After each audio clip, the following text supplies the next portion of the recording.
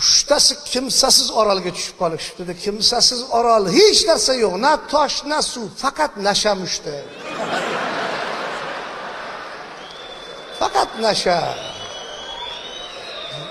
Hidlasa ham nashani hidlaydi, yesa ham nashani yeydi, suvni siqib ichib, uchalasi qotib qolgan.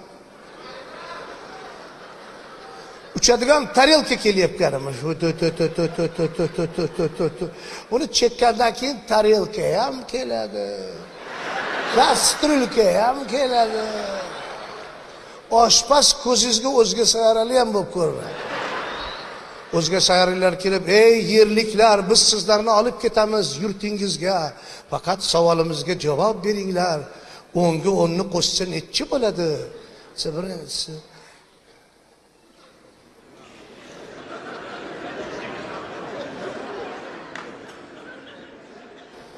endi men vaqt ketmasin deb tezroq sanayapman, u ancha sanaydi u.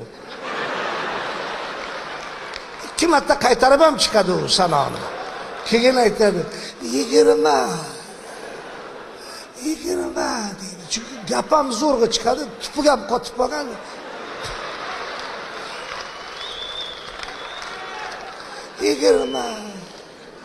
Yaxshi, kemamizga chiqing, joy oling. Sizga savol debdi ikkinchisiga.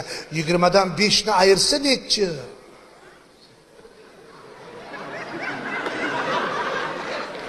Bu juda qiyin ishda. Shuning hayotingiz to'xtash kerak edi, siz shu 20 dan 5 ni ayirishingiz kerak. Hamma ishingizni tashlab